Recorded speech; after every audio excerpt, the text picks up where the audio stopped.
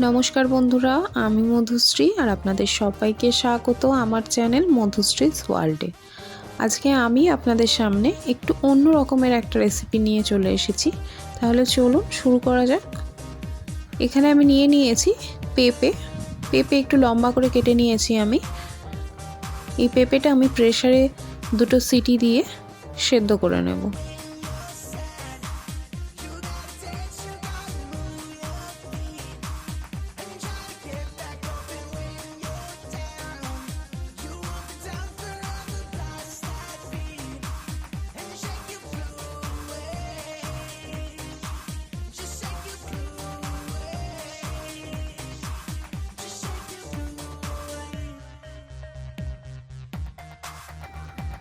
পেঁপেটা এখানে সেদ্ধ হয়ে গেছে। একটু ঠান্ডা হওয়ার পরে আমি এটা প্লেটে পার করে নিয়েছি।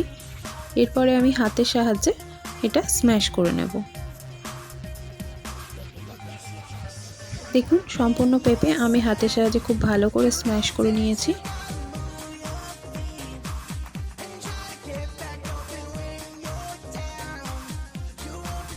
এই রেসিপিটাতে আরও একটা জিনিস লাগবে, সেটা হচ্ছে লেবু। এই রকম সাইজের আমি একটা লেবু নিয়েছি। আর এদিকে কড়াই আমি খুব সামান্য সাদা তেল দিয়েছি, আর তাতে দিয়ে দিলাম হাফ চামচ সর্ষেটা একটু ভালোভাবে নাড়িয়ে নিয়ে তারপরে স্ম্যাশ করে রাখা পেঁপেটা আমি এখানে দিয়ে দেব।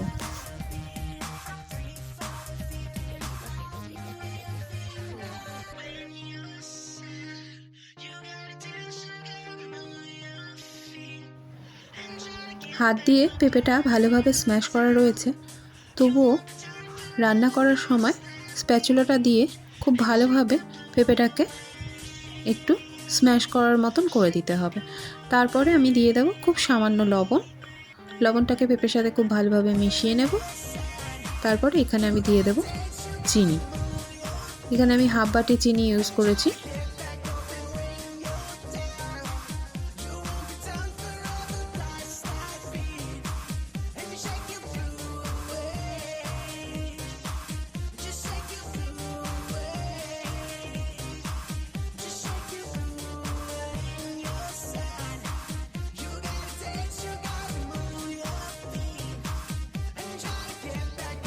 চিনিটা দেওয়ার পরে ফ্লেমটাকে লো রেখে পেঁপের সাথে চিনিটাকে খুব ভালোভাবে মিশিয়ে নিতে হবে।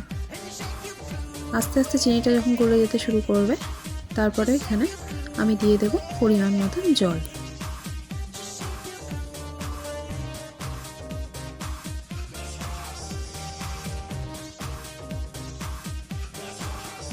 চিনিটা এখানে গলে গেছে।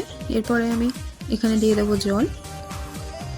আমি প্রথমে অল্প জল দিয়েছিলাম, তারপরে সবটা মিশিয়ে থিকনেসটা দেখে আমার মনে হলো যে জলটা আর একটু প্রয়োজন, কেন এটা একটু ফুটবে হাই ফ্লেমে। সেই জন্য আমি পরে আবার কিছুটা জল অ্যাড করলাম।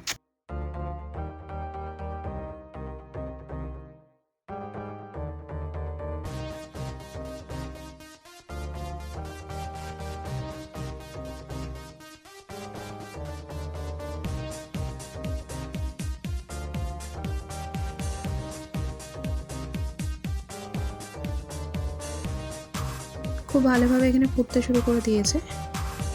এই সময় ফ্লেমটা কিন্তু হাই থাকবে, কোনো ঢাকা দেওয়ার প্রয়োজন নেই।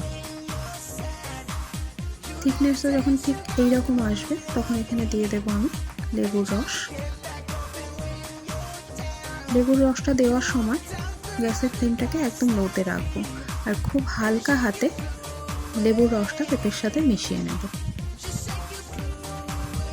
মেশানো কমপ্লিট হয়ে গেলে গ্যাসের ফ্লেমটাকে বন্ধ করে ঢাকা দিয়ে আমি কিছুক্ষণের জন্য রেখে দেব।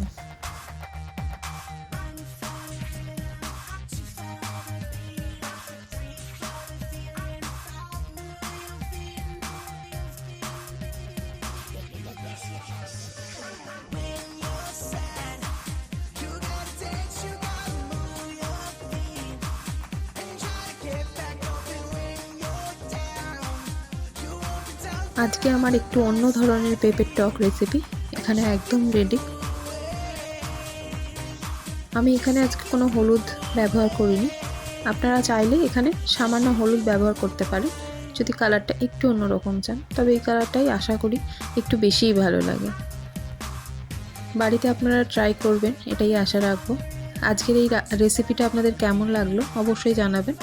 যদি ভালো লাগে একটা লাইক করবেন, একটা কমেন্ট করবেন, একটা শেয়ার করবেন। আর আমার চ্যানেলে নতুন হয়ে থাকলে চ্যানেলটা সাবস্ক্রাইব করার অনুরোধ রইল। সবাই ভালো থাকবেন, টাটা।